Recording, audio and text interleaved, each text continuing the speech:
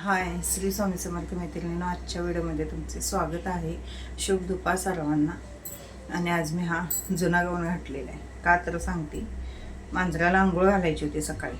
मग सकाळी देवपूजा वगैरे सगळं आवरलं, सडा रांगोळी झाली, चहा वगैरे यांना दिला आणि पहिला त्याला आंघोळ घातली. 4-5 दिवस झालं त्याला आंघोळ घालायची नंतर कोण घालत नव्हतं.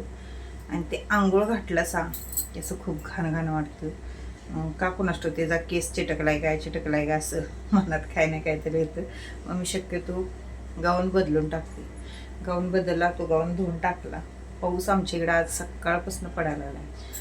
म्हणजे एवढा पडायला आहे, दम नाही. दुपारनंतर तर खूपच पडायला आला आहे. आणि आता वाजलेले जवळजवळ 5 वाजत आलेले. श्रीला आणायला हे गेलेले आहेत. आज जर लवकर उठलेली मी, सकाळी झोपलेले झालं असं. आणि हे पण उठून आता गेले दुकानात. सगळे लहान सोडणार आणि दुकानात बसणार आहेत, कारण दुकानात थोडं काम आहे.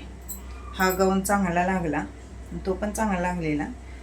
जे ह्याचे गाऊन असतात बघा, काय म्हणतात ते, अल्फाईनचे, ते चांगले असतात. फक्त इथं असं थोडं खिसल्यावाने ते होत आहे. चालायचं जातं. जवळजवळ 2 ते 3 वर्ष होत आली ते गाऊन वापरते मी. त्यामुळे ते तसं होणार. आणि आपल्याला डेली यूजला वापरतो म्हटल्यावर ते खराबही होणारच.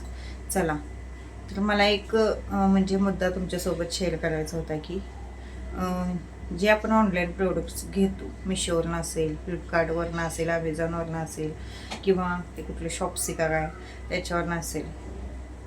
पण माझं तर मत आहे, विनाकारण पसारा करण्यात काही अर्थ नाही आहे बघा. म्हणजे त्याच्यावर कसं वेगवेगळे प्रोडक्ट आहेत, लक्षात ठेवा. पनीर मेकर वेगळा आहे, परत असे कॉफीचं ते मिक्स करायचं ते सुद्धा आहे.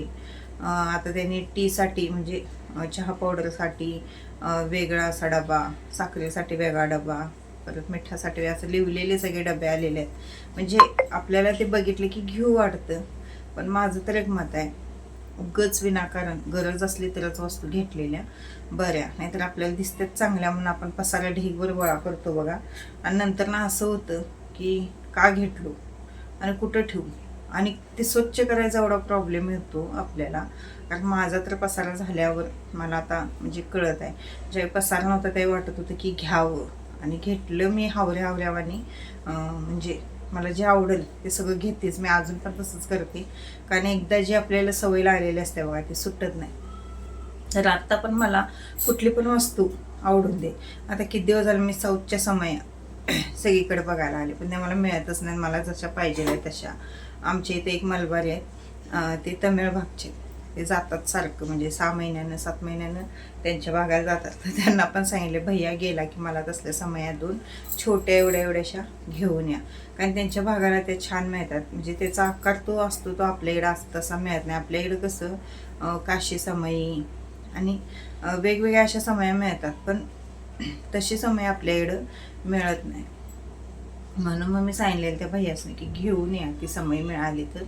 मग ते पण आणतो म्हणलेले आहेत. आता त्यांच्या लक्षात राहील त्यावेळी, कारण 2 वेळा जाऊन आलेत त्यांनी. एकदा कोण पाहुणा आजारी होता म्हणून गेले, आणि मी सांगितलेलं त्यांना जाताना, पण येताना ते विसरून आले.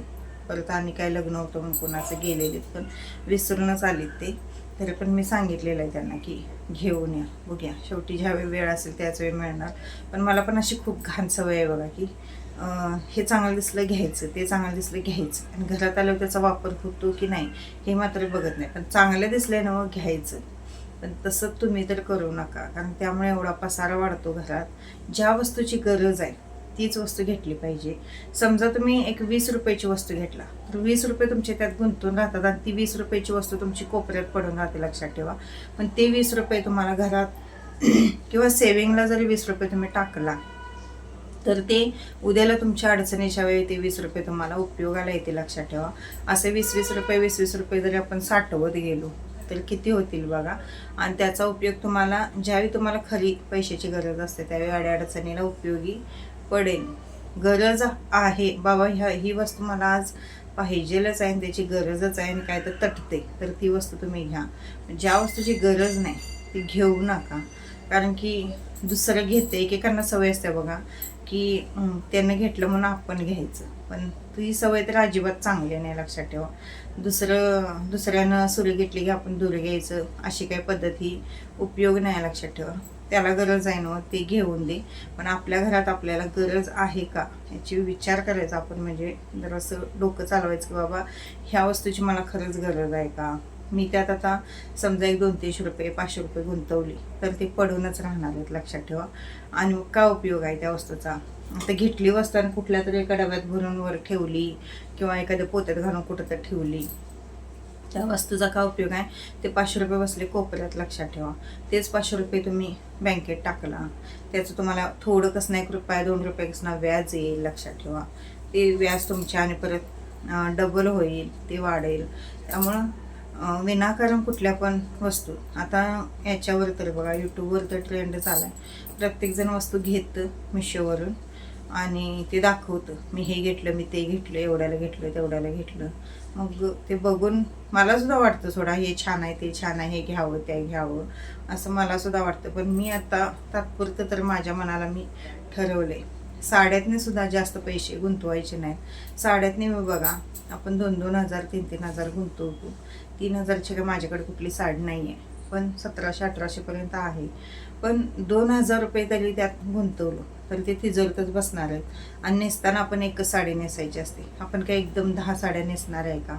आणि असं जास्त महागातल्या साड्या तर आपण कधी तर नेसणार आहे, मग 4-5 झाल्या तरी आपल्याकडे बास आहे. उगाच आपण दिसत्या चांगली म्हणून गोळा करत जातो, पण त्याचा काय उपयोग होत नाही, लक्षात ठेवा. 2,000 असं एक 5 साड्या झाल्या तर किती झालं बघा, 2×5 म्हणजे 10,000 रुपये आपले तिजोरीत बसले. तेच 10,000 तुमचे सेविंगला पडतील. सांगण्याचं तात्पर्य एवढंच आहे की ज्या वस्तूची गरज आहे त्या वस्तू घेत जावा, ज्या वस्तूची गरज नाही त्या वस्तू घेत जाऊ नका. आणि ऑनलाईनमुळे तर कसं झालेलं आहे, सगळं मोबाईलवर आपल्याला लगेच दिसतं. मग हे चांगलं आहे, ते चांगलं आहे, आणि दिसताना दिसतं एक, येताना येते एक. आणि दिसताना आपल्याला खूप त्याने म्हणजे सजवून वगैरे सगळं दाखवतात आणि ते दिसायला म्हणजे एकदम ॲट्रॅक्टिव्ह दिसत असतं. आणि घरात आल्यावर बघते तर त्याची क्वालिटी ही वेगळीच असते. आपण स्वतः बघून घेतलेलं आणि ऑनलाईन, खरं एक वस्तू ऑनलाईनच मिळतात चांगल्या, म्हणजे तशा वस्तू ऑफलाईनमध्ये मिळत नाहीत, ऑनलाईनमध्येच त्या वस्तू मिळत असतात सोडा.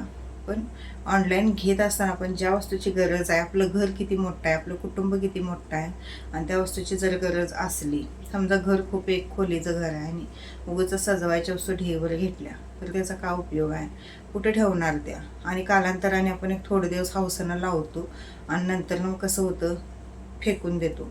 आणि एकेकांना सवय असते, लावले की परत बघायचं नाही, त्याला धुवायचं बी नाही, त्याला पुसायचं बी नाही आणि कायच नाही, ते धूळ बसून पाक काळं डांबरावानी होते. मग ते काढायचं आणि सरळ फेकून द्यायचं. त्याच्यापेक्षा तसं न करता सुटसुटीत घर ठेवलेलं मला तर बरं वाटतं. असाव्या शोच्या वस्तू, पण मोजक्या असाव्या, जास्त काय असू नये. घरात जर जास्त धूळ वगैरे येत असली तर रस्त्यावर ज्यांचे घर आहे बघा, त्यांच्या घरात तर काय शोच्या वस्तूंचा काही उपयोग नाही, कारण ढेवर धूळ साठले जाते. मग त्यांचं ते स्वच्छ करण्यातच सगळा वेळ जातो. आयुष्य सगळं धुण्यात, पुसण्यात, घासण्यात ह्याच्यातच जातं.